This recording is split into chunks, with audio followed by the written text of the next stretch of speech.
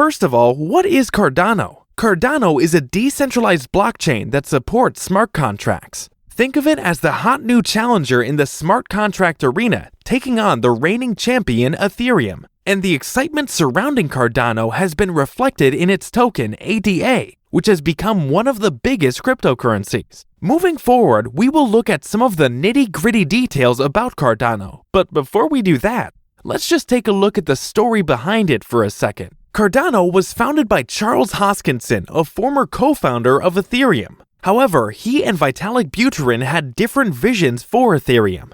Charles envisioned a commercial blockchain with fees to improve and grow, while Vitalik preferred a non-profit Ethereum. In 2017, the crypto world was in need of a better blockchain solution, and Cardano answered the call. With a focus on speed, scalability, and sustainability, Cardano solved many of the problems Ethereum was facing. And here is how it did that. Cardano functions as a distributed ledger. This means that a bunch of people in systems or nodes around the world have to agree with each other for it to work. So how do they reach an agreement? Well, Cardano uses the Ouroboros proof-of-stake protocol, which is the first to be academically peer-reviewed. In this system, the holders of the most tokens, ADA, have the most influence on the blockchain.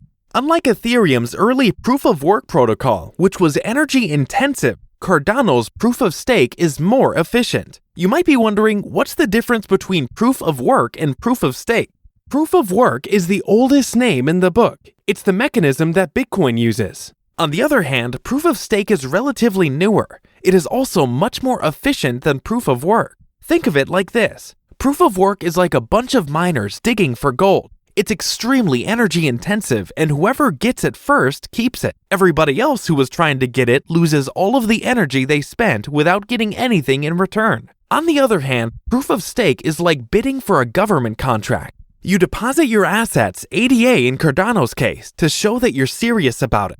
And if you're lucky, you get chosen from the pool of people that bid on the contract. This makes proof of stake much less wasteful in terms of energy spent. It is also much faster. But a consensus mechanism is not enough for Cardano to compete with Ethereum. For that, it needs to have something called smart contracts. Like Ethereum, Cardano also supports smart contracts. These are exactly what they sound like. You program what you want the smart contract to do, specify when exactly to do it, and it does it by itself. No lawyers are necessary. Smart contracts form the basis of automation on the blockchain and allow developers to make decentralized applications on Cardano. Now, if you're new to the crypto world, you might be thinking, decentralized apps? I've got plenty of those on my phone already. But hold up, because decentralized apps on the blockchain are on a whole other level. But first, what is decentralization? You see, Cardano is among the large group of blockchains controlled by different people or nodes worldwide. This is in contrast to centralized institutions like banks. Decentralization is at the core of the philosophy of Cardano and blockchains in general. So now that we know what decentralization is, let's get back to dApps. Decentralized apps are a big part of the decentralized vision of blockchains. In terms of who runs them, they are the polar opposites of apps like Facebook, WhatsApp, Google, Twitter, and so on. They provide the same kind of service, but without the worries of one party single-handedly controlling the network. This makes them secure, transparent, and offer an unparalleled level of control over your data and assets. Okay, so all of that should give you an overview of how Cardano works.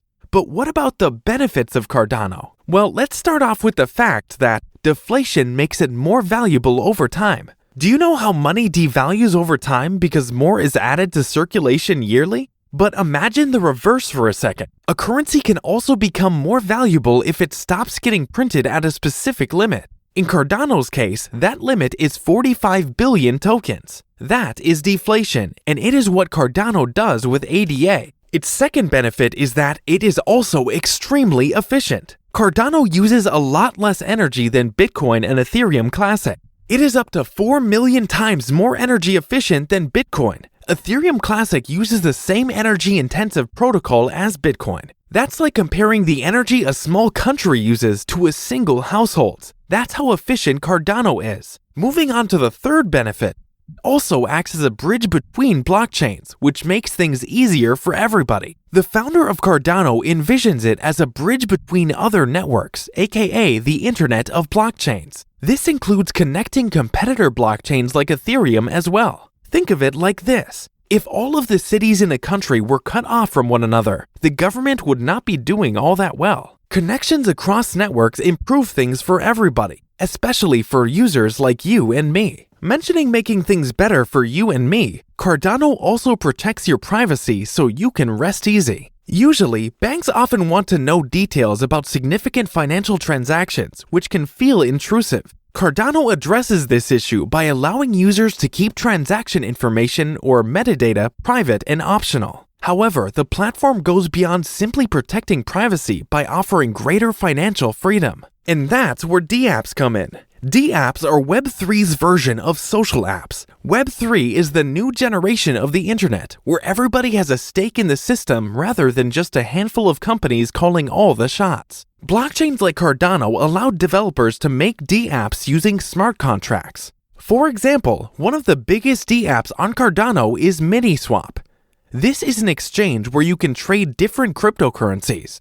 Other popular dApps on Cardano include CNFT, a marketplace for non-fungible tokens or NFTs. So those were the benefits of Cardano. But what about the things that are not so good about Cardano? Well, for one, it's not the fastest. Cardano might have been a better choice when it first came out than Ethereum, but we are not in 2017 anymore. Many other blockchains do what Cardano does, but they are much faster in terms of how many transactions they can handle per second. But why are transaction speeds even essential? Well, Cardano wants to get rid of the existing financial sector's constraints. When you compare Cardano's 250 to Visa's 24,000, it becomes a problem. Note that transaction speeds alone do not dictate how fast a blockchain is, but they do give a good idea of how things are. Other than speed, the other things going against Cardano is that it does not have any unique strengths that make it stand out. The OPOS protocol is unique and may have been something when Cardano was new, but it is not all that useful anymore.